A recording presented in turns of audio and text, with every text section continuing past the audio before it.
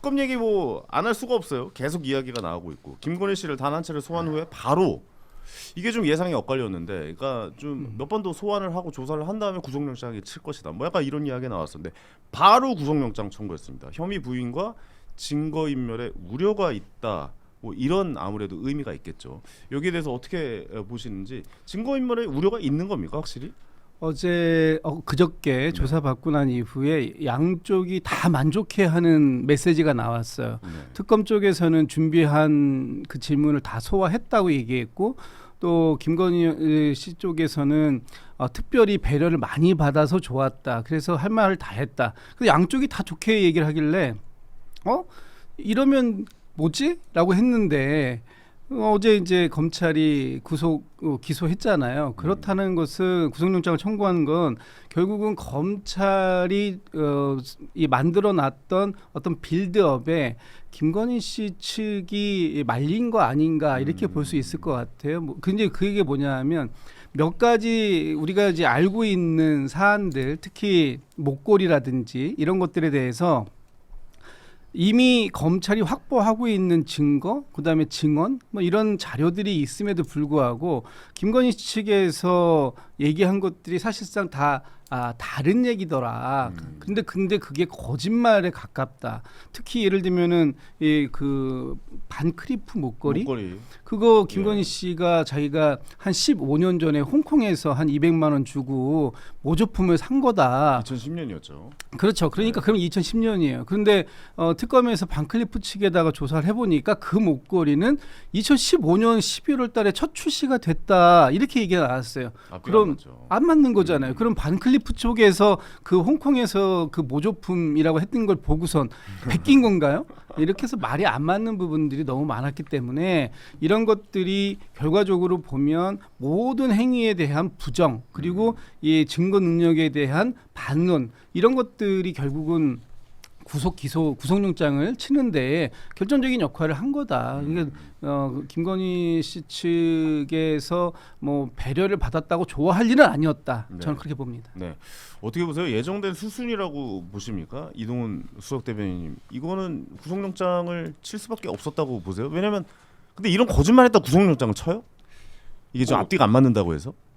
그렇죠. 당연히 중요한 게 그 증거인멸이고 그 수사 임한 태도가 구속을 시키냐 안 시키냐 중요하죠. 이게 증거인멸입니까? 정확하게 이런 뭐 거짓말을 하고 저 아니라고 하고 이런 이야기. 그렇죠. 이게 증거인멸이에요. 그러니까 이 김건희 씨가 사실은 그런 구속을 안 당하려고 굉장히 머리를 많이 썼잖아요. 그러니까 처음에 들어올 때 멘트도 아무것도 아닌 사람이라는 멘트라는 게 그런 걸 이제 생각을 하고 저는 했다고 보거든요. 네네. 그리고 뭐 보면서 뭐 힘없는 사람 뭐 이런 식으로 얘기를 하면서 대조되는 게 윤석열 대통령하고 전 대통령하고 보면은 상당히 수사에 임하는 태도가 대조적이잖아요.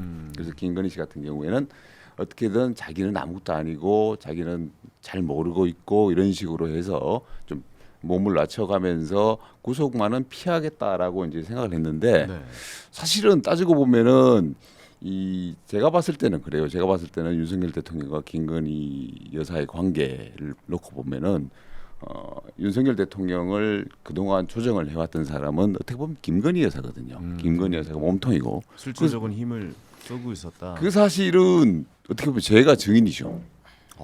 제가 첫 번째 이제 대변인 하셨잖아요. 그렇죠. 제가 이제 처음에 그 얘기 좀 해주세요. 아크로비스타 처음 방문했을 때 제가 뭐 네네. 다른 방송에 나와서 이런 얘기 하고 했는데 첫 인상 자체가 부부의 인상, 두 사람의 인상 자체가 굉장히 그 윤석열 대통령이 김건희 여사에 대해서 공처가 내지 경처가 이상의 어떤 자세, 태도, 약간 좀 쉽게 얘기 표현해서 잡혀 산다. 잡혀 사는 거에 이제 공처가 경처가인데 네. 그 수준 이상이라는 거는 뭐냐면은 조종당한다는 느낌. 조종당한다고까지. 아니 그러니까 뭐 조종이라는 그 처음에 그 느낌은 안 들었는데 이후에 갈수록 그 국정 대통령이 돼가지고 임하는 태도를 보면은 결국에는 그런 거 아니겠느냐.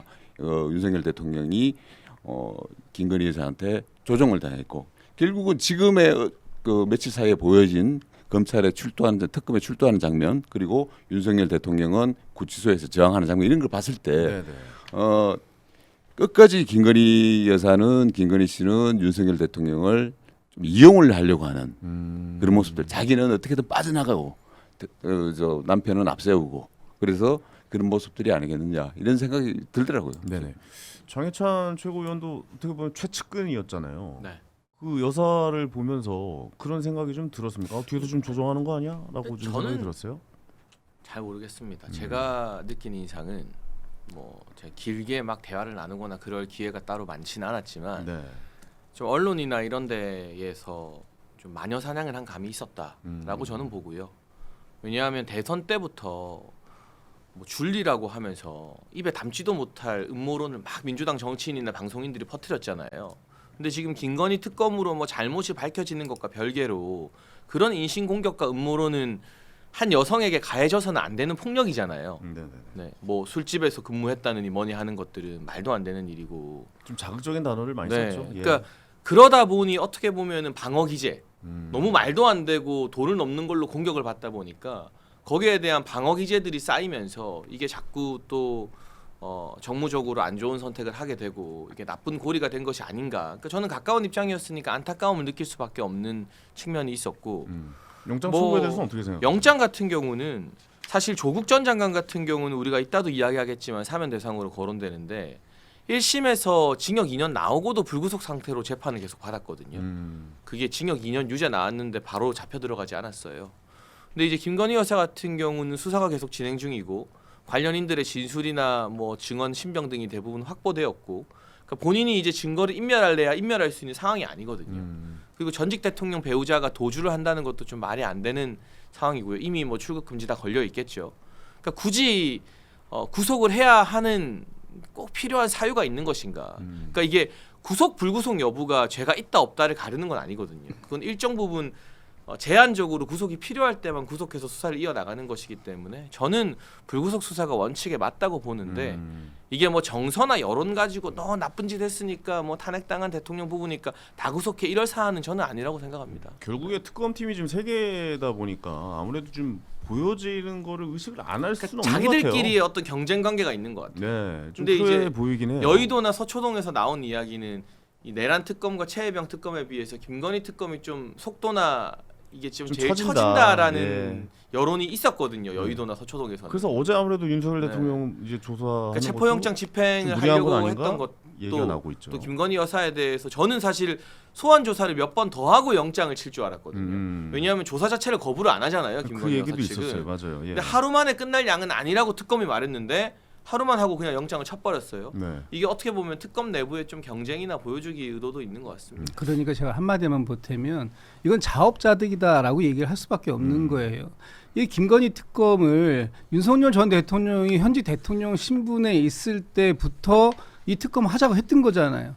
그때 했으면은 이렇게 세 개의 특검이 경쟁적으로 그 할 이유가 있었을까요? 저는 일단 첫 번째 그거 없다고 보고 두 번째 현직 대통령의 신분에 있었을 때 했으면은 이렇게 바로 구속영장 들어왔을까요?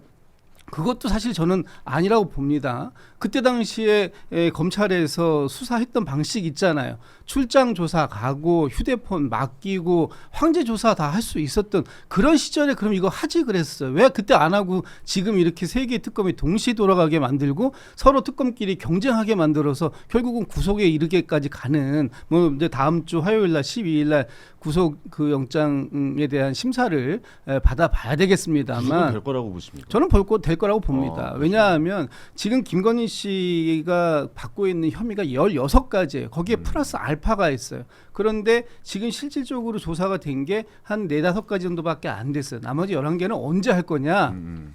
김건희 측 쪽에서 얘기하는 것처럼 하루에 하나씩 그리고 하나 조사가 끝나면은 하나 조사는 6시 이내에 끝내주고 3-4일 동안의 휴식을 보장해달라 이런 식으로 하면은 몇 년 걸릴 일이에요. 그런데 지금 김건희 특검이 갖고 있는 시간은 불과 한 120일 정도밖에 안 돼요. 그러면 어떻게 하겠습니까? 빠르게 구속해놓고 언제 나오세요라는 출석 일정을 조정하지 않고도 언제든지 소환해서 수사를 할 수 있는 상황을 만들어 놓는 것 이런 것이 특검이 원하는 방식 아니겠어요? 그러니까 이거는 김건희 씨 측에서 이걸 호미로 막을 걸 가래도도 못 막고 지금 포크레인 불러와도 막기 힘든 이런 상황을 스스로 초래했다라고 비판을 제가 드리는 겁니다. 구속 수사의 타당성에 대해서 좀 이야기를 해주신 것 같아요. 그러니까 진작에 수사받고 성실하게 임했으면 이런 일까지 안 왔을 것 같은데 굳이 이렇게까지 하는 이 구속수사를 당하는 이유는 뭐 일단 속도 면에도 있고 어쨌든 뭐 그동안 있었던 일이 좀 정당하지 않았다라는 거를 좀 말씀해 주시는 것 같은데 진작에 만약에 특검 수사를 받았으면은 지금 사실 그렇거든요. 이게 탄핵이라는 게 계엄 때문에 벌어진 일이지만은 그 전에 어떻게 보면 총선에 대패한 게 있고 네. 그 전에 이제 어떻게 보면 김건희 여사 문제 등 국정 전반에 대한 국민들의 어떤 불신들과 이제 지지 철회가 있기 때문에 그런 문제가 없었고 제가 봤을 때는 김건희 여사 문제만 제일 제대로 처리했더라도 네. 지금 대통령은 윤석열이에요. 무슨 근데 말이에요? 내란이 없었다면 없었을 것이다. 계엄 그렇죠. 사태가 없었을 예. 것이라고 저는 보는 그렇죠. 거예요. 근데 이거 부부가 동시 구속되면 일단 영부인 구속되면 영부인 최초 구속이고 부부가 동시 구속되는 일도 사실 전 처음 보는 그림이거든요. 이거 좀 부담 없습니까? 괜찮아요? 부담을 갖고 지금 수사를 하면 안 된다고 저는 생각해요. 지금 이 특검의 이름 자체가 김건희 특검입니다. 그렇다면 이 김건희 특검에서 최고의 정점에 있는 사람은 김건희 씨일 수밖에 없는 것이고 이 과정들 속에서 윤석열 전 대통령은 내란 특검에서 내란 우두머리 혐의에 대한 부분들을 지금 재판도 받고 있습니다만 추가적인 그 진실 규명을 위한 수사가 진행되고 있는 것이기 때문에 네. 이것은 부부다 아니다 이렇게 볼 문제가 아니에요. 개별적으로 각각 특검에서 혐의점이 있다면 그 혐의에 대해서 정확하게 밝혀내고 그 부분에 대한 책임을 묻는 것 이것이 우리나라의 법치주의를 바로 세우는 길이다. 그렇기 때문에 이 두 사람이 부부관계냐 아니냐 그것은 지금은 중요한 문제가 아니다. 저는 그렇게 보고 있습니다. 아까 조국 전 장관 얘기 잠깐 하시지만 장혜천 최고가 그때는 정경심 여사가 이제 구속이 되어 있었잖아요. 그래서 조국 장관은 부부를 좀 자녀도 있는데 부부를 둘 다 구속하기에는 좀 보기 안 좋고 좀 관례상 그러지 않는다라는 것도 있어서 사실 구속 수사를 안 한 것도 좀 있는 것 같거든요. 그리고 예. 그거는 이제 영장 문제가 아니라 1심에서 징역 2년 땅땅땅 나왔는데도 구속이 안 된 거거든요. 네. 2심에서도 징역 2년이 땅땅땅 나왔는데도 구속이 안 됐어요. 이번 경우는 어때요? 그럼 부부를 다 구속하는 게 맞는 겁니까? 그러니까 저는 항상 윤석열 전 대통령에 대한 수사 과정이나 이런 걸 보면서 뭐 전직 대통령 부부라고 특권을 주어라 특혜를 주어라라는 말을 하는 게 아니라 우리 정치권이나 사회에서 다른 전직 대통령이나 다른 정치인들에게 했던 관례 정도는 똑같이 지켜야 되는 거 아닌가 하는 말씀을 드리는 거거든요. 더 잘해줄 필요도 당연히 없지만 근데 다른 대통령은 내란을 한 적은 없잖아요. 그러니까 이제 그게 형이 중하다는 게 민주당에 계신 분들이 그렇죠. 주로 하는 이야기인데 어쨌든 우리 대한민국 법원에서 유죄가 확정되기 전에는 모두가 무죄 추정의 원칙 아래에서 살아가는 것이고 수사받는 과정이나 재판받는 과정에서 아니 근데 이건 헌법재판소에서 판결이 나왔던 내란 혐의가 헌재에서 예. 내란 여부를 다루지는 않았죠. 헌재는 그 행정심판이기 때문에 탄핵 네네. 여부를 다루는 거고요. 그러니까 헌법상 내란이 될지 안 될지는 형사재판에서 나와야 결론이 나는 거지 지금 확정된 사안은 아닙니다. 그건. 네네. 법리적으로 뭐 그건 맞죠. 정치적인 게 아니라 예, 예. 법리적으로. 네. 그러면 그 확정이 나오기 전까지는 어느 정도 예우는 있어야 된다. 그러니까 그 예우가 예. 다른 사람보다 더 잘해줘 이게 아니라 그러니까 문재인 전 대통령 부부 같은 경우를 보면 지금 사위 뇌물죄로 기소가 되었는데 네. 문재인 전 대통령이나 김정숙 여사가 검찰의 소환 조사 여부를 다 무시하고 한 번도 조사를 못했거든요. 근데 그냥 조사 못하고 기소를 했어요. 그리고 조국 전 장관 같은 경우는 조 장관이 2심에서까지 실형이 나왔는데 출마하고 당 만드는 것까지 다 내버려 두고 나서 국회의원 10명 만드는 거 보고 나서 대법원 확정 나와서 감옥을 갔거든요. 그러니까 이런 사례들에 비추어 보면 지금 어떤 정치적으로 더 가혹하게 하는 것은 과하지 않나. 그러니까 특혜를 주라, 특권을 주라는 말이 전혀 아닙니다. 그런 이 윤석열 전 대통령이나 보수 진영의 지지자분들이 하는 이야기도 뭐 대통령 예우해달라 이런 차원의 배부른 소리를 하는 게 아니고요.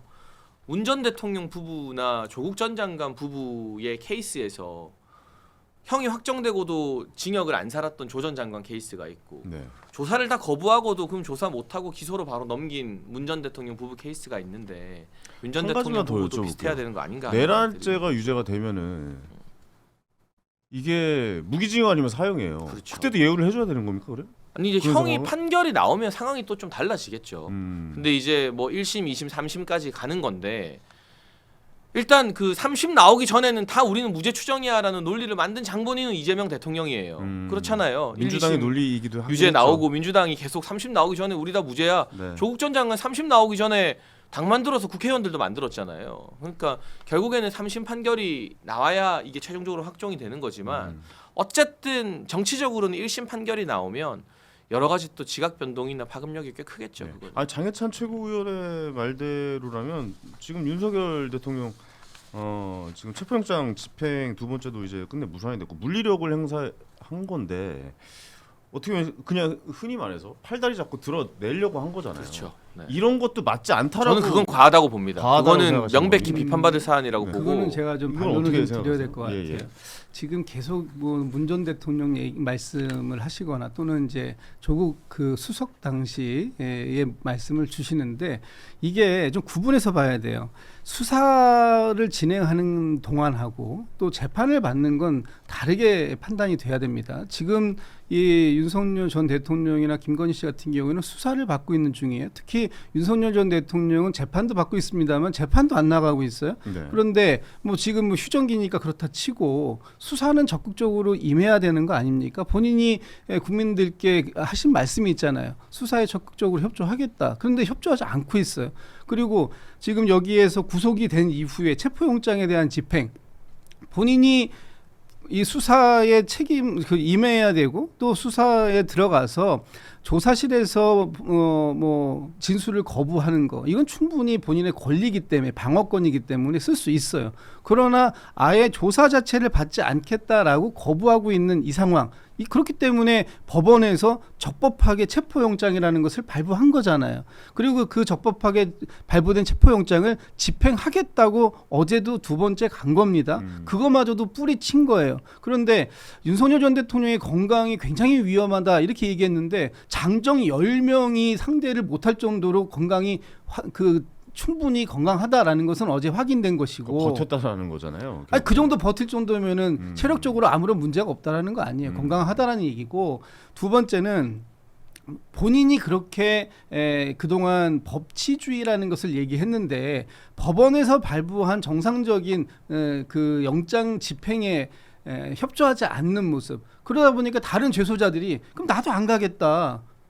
나 지금 나가서 저기 조사 안 받겠다라고 나도 어차피 가서 묵비권 할 건데 나도 안 가도 되는 거 아니냐? 그렇지. 뭐 이렇게 윤석열도 안 가는데 왜 나는 왜 가라는 거냐? 이렇게 얘기하는 이런 상황들이 생기기 때문에 우리나라의 지금 공권력, 법 집행력 그리고 법치주의를 괴멸시키려고 하는 노력을 하고 있는 거 아니냐? 이런 비판이 나오는 거예요. 그러니까 말씀을 가서 하시든 안 하시든 그건 본인의 자유지만 수사에 임하는 부분에 대해서만큼은 최선을 다해야 된다. 그렇지 않기 때문에 지금 이런 비판이 생기고 이 몸을 드러내겠다고까지 하는 거 아닙니까? 그러니까 이게 결국에 그 장해찬 최고가 얘기했던 것과 약간 연결되는 게 이게 예우에 관한 건 것 같아요. 결국에 이게 가서 조사를 받으면 포승지를 묶여서 죄수복을 입고 나가는 사진이 찍히는 거잖아요. 근데 사실 그거 찍히기 싫어서 안 나가려고 버티는 거 아닙니까? 사실 어떻게 보면.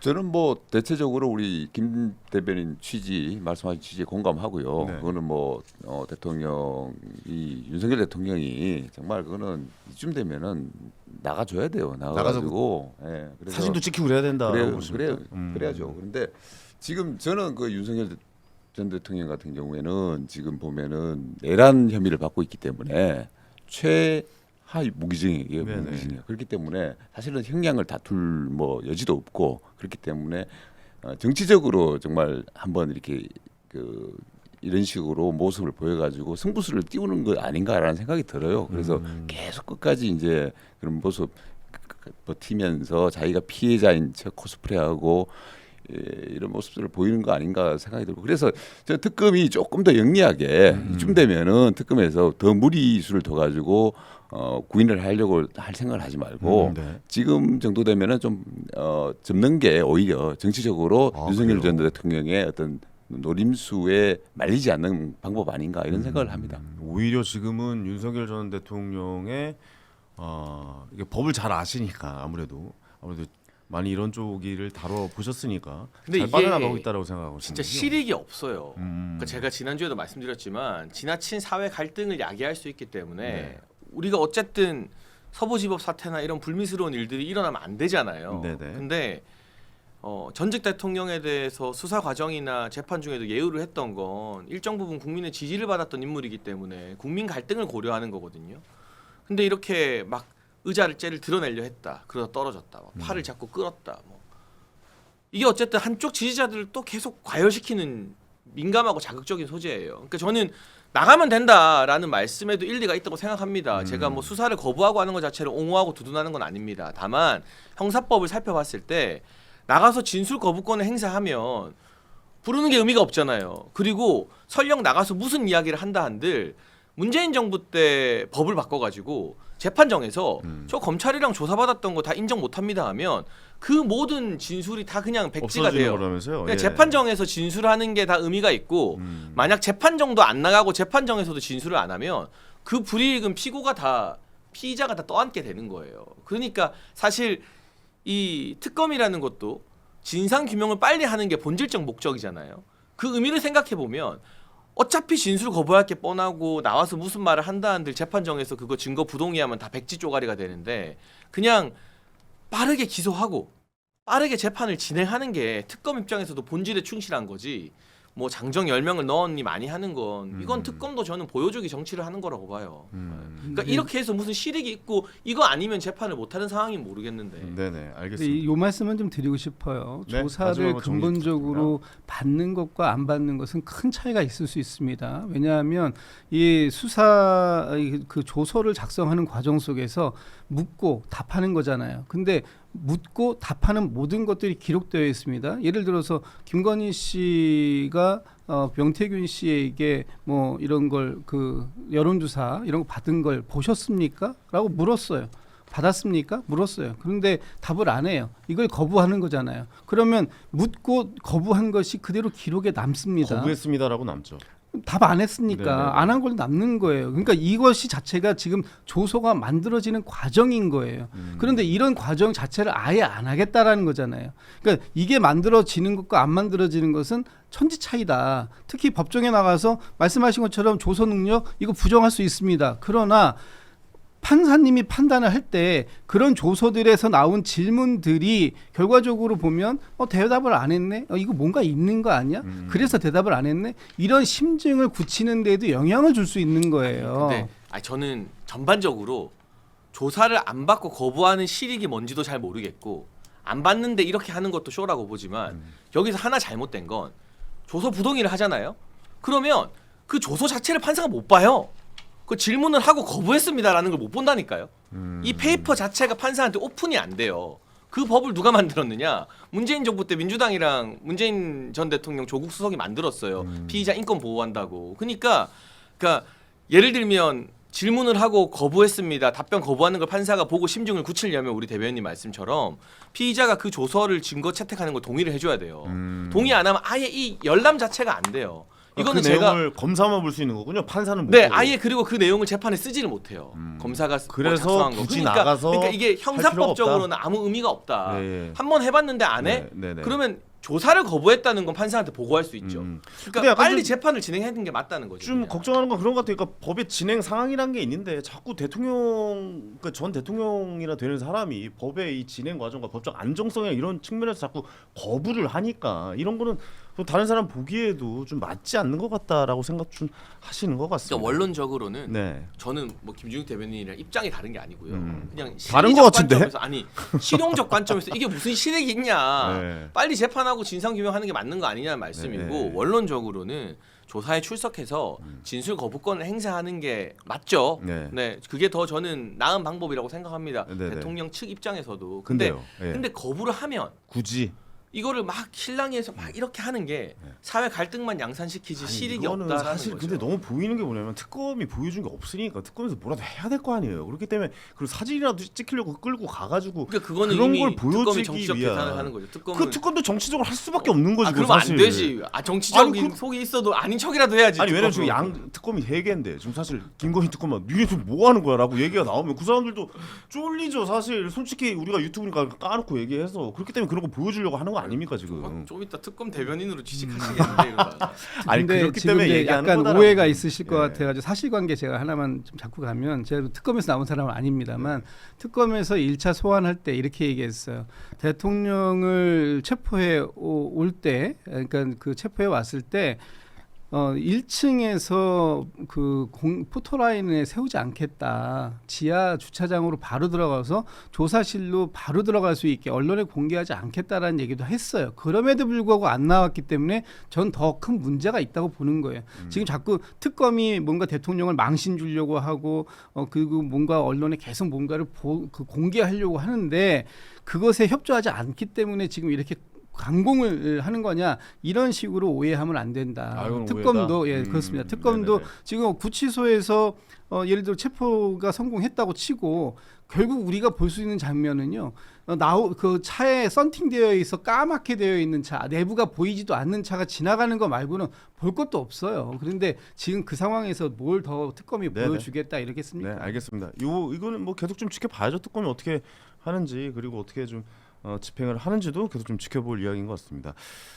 전 좀 약간 좀 당황스럽기도 한데 요거 얘기 마지막으로 좀 하면서 마무리 짓도록 하겠습니다. 좀 더 국민의힘 또 최고위원을 지내셨던 또 저는 지금 일개 평당원이라 아유 그래도 아무것도 당원께서 모릅니다. 계시니까 한번 좀 여쭤보도록 하겠습니다. 김문수 후보가 지금 뭐 윤석열 전 대통령 재입당하면 받아준다. 그러니까 이런 이야기 글쎄요 뭐 할 수 있어요. 뭐 예를 들어서 뭐 다른 뭐 지지율이 좀 낮은 후보가 뭐 이런 얘기 뭐 왜냐면 더 관심을 받아서 사람들한테 더 많은 표를 받기 위해서 이런 얘기할 수 있는데 지금 현재 1위잖아요. 지지율 1위인 김문수 후보가 굳이 안 해도 되는 이런 말들을 너무 극우적으로 가는 것은 아닌가라는 생각이. 왜냐면 1인데 될 가능성이 높은데 그럼 다른 데를 포용을 해야 되는데 굳이 이런 생각을 좀 하거든요. 그러니까 사실 이 질문이나 답변 자체가 현실적으로는 큰 의미가 없죠. 왜냐하면 재입당 신청할 리가 없으니까. 그렇죠. 그렇죠. 네. 네, 그러니까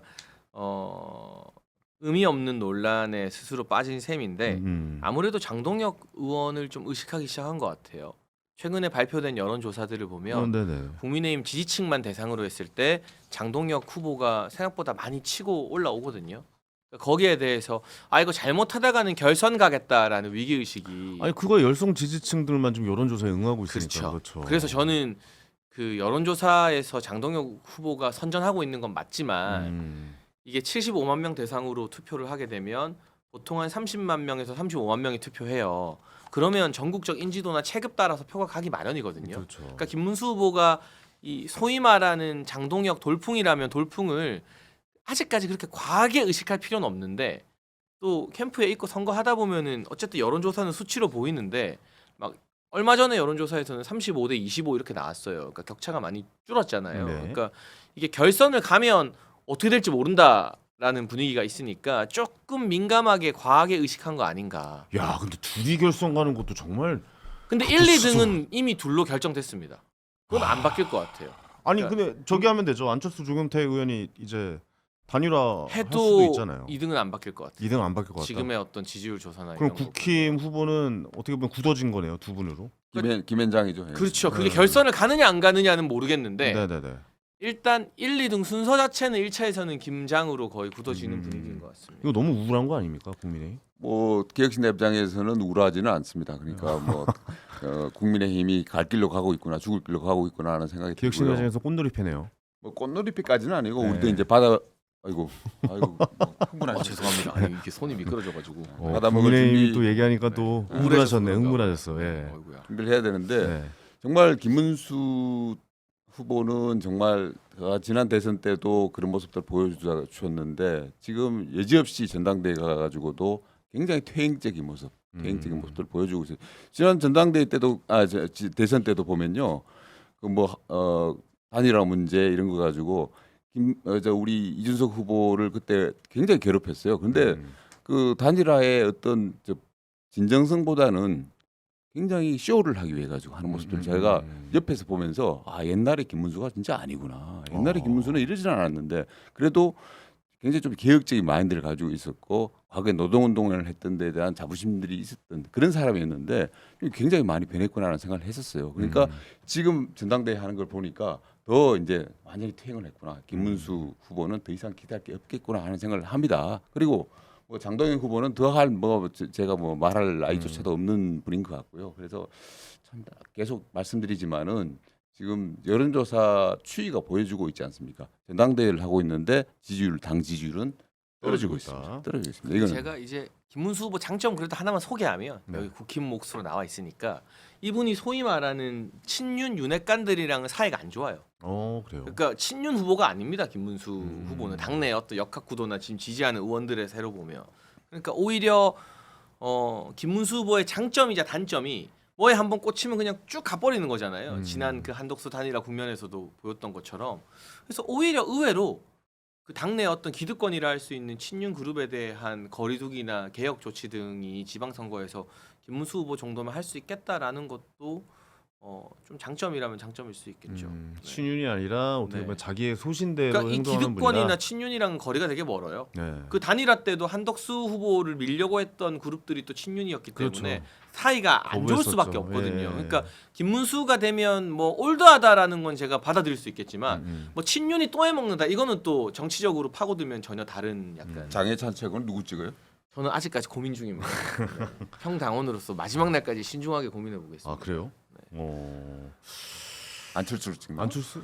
전 최근에 안철수 의원이랑 밥도 먹고요. 뭐 조언도 주고받고 막 했는데 뭐 여러 고민 중인데 저는 일단 그 제가 싫어하는 분이 안 나와서 지금 상대적으로 여유롭게 좀 지켜보면서 누구 고민하고 얘기하는 있습니다. 이게, 저하고 이름이 같은 한 곳이. 그분 예예. 이게 탈부착되는 아우. 분 있어요. 네. 아니 자꾸 잊고 있었는데 다시 상기시켜주고 계속 그렇게 안 해요 혼자.